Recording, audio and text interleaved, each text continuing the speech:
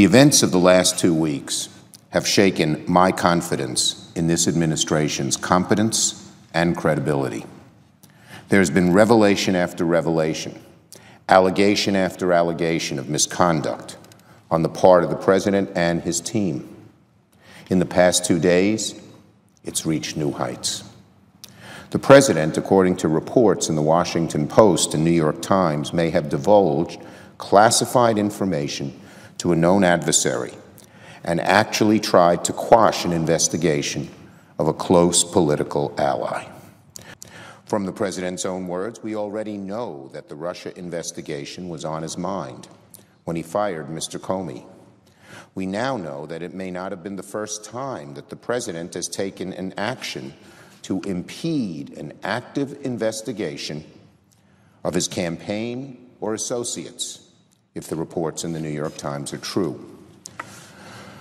Concerns about our national security, the rule of law, the independence of our nation's highest law enforcement agencies are mounting in this land.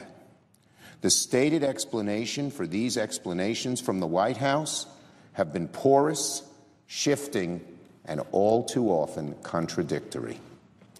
The country is being tested in unprecedented ways. What are now required are facts and impartial investigations into these very serious matters. First, the White House should make available to the intelligence committees the transcripts and any related summaries of the Oval Office meeting between President Trump and the Russian foreign minister and ambassador.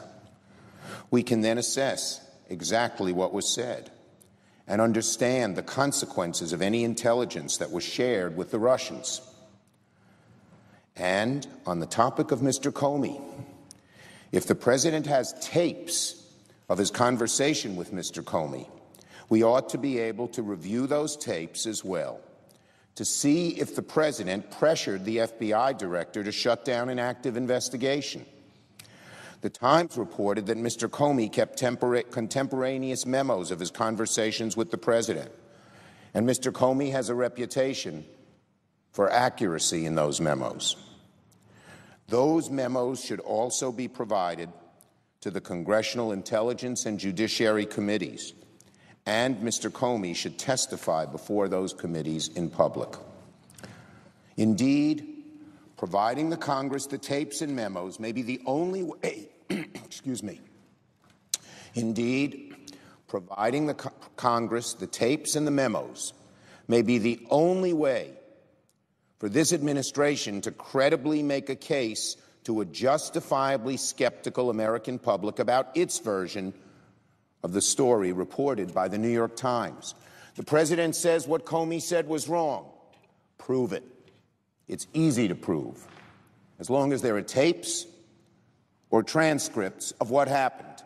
If the president's right, he'll have no problem releasing memos, tapes, transcripts that corroborate his story. But if he fails to release them, the American public will justifiably tend to side with Mr. Comey, not what the president had to say, particularly in light of so much backtracking, backsliding, factual fabrication in this White House. Finally, the events of this past week only heighten the need for a special prosecutor who is truly independent to run the Department of Justice's investigations into the potential collusion between the Trump campaign and Russia. The American people must have faith in the integrity and impartiality of this investigation. We have learned, if the reporting is accurate, that the president is willing to directly interfere with an active investigation. Whether it breaks the law or not is not the point here. The point is he was trying to interfere with an investigation. How can anyone trust someone in the president's chain of command, someone who the president has appointed, after those actions? The only way out is a special prosecutor. It's the right thing to do. We know the president's willing to fire an FBI director because of this investigation, in his own words. It makes all the sense in the world to have a special prosecutor who can only be fired for cause to lead the Russia investigation. That would help protect the integrity of the investigation by insulating it from a White House which, at the very minimum, is overreaching. Given the circumstances, these requests are reasonable. They're modest. I hope, I really pray, that my friends on the other side of the aisle will see that now is the time to put party considerations aside and do what is right for our country. I know that several of my colleagues, senators from Maine, Tennessee, Arizona, have expressed concerns. A few have gone further and endorsed some of the mentioned. It's a good first step, but it is not enough. In the past 24 hours, there's been more movement among Republicans in the House than here in the Senate. The Senate, by its traditions, should be leading this effort, not following. More of my Republican friends should join the senators from Maine and Tennessee and Arizona in speaking out about these events first, but far more importantly, helping us get to the bottom of them in an impartial, trusted, and respected way. To my friends on the other side of the aisle, America needs you. America needs you now.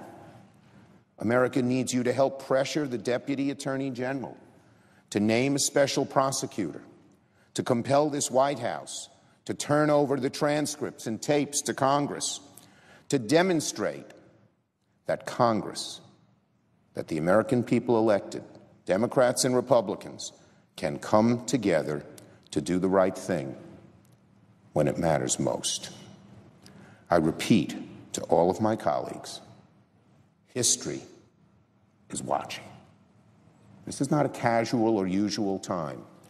As great as the desire would be to repeal Obamacare or do tax reform, the very faith in the institutions of government now are being tested. They've been tested in the past. It's not the first time in American history they've been tested. But in the past, there have been people who rose above party, rose above an immediate interest to defend the needs of the Republic. Is it going to happen now?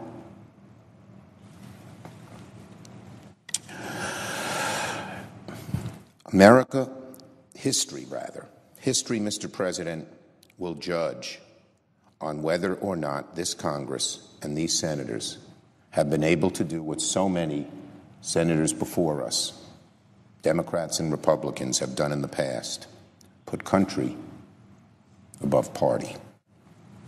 Whether or not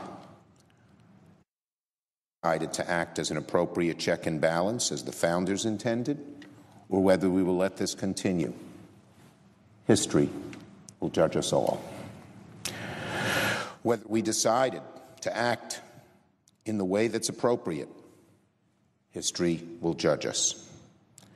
Whether or not, in this moment of trial, the Senate is able to rise above partisanship and achieve statesmanship, again, history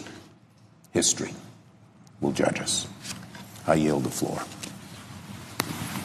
And note the absence of a quorum. The clerk will call the roll. Mr. Alexander. Dispensed with? Without objection. Mr. President, I ask unanimous consent the time during the quorum call be charged equally to both sides. Without objection. I suggest the absence of a quorum. The clerk will call the roll. Mr. Alexander.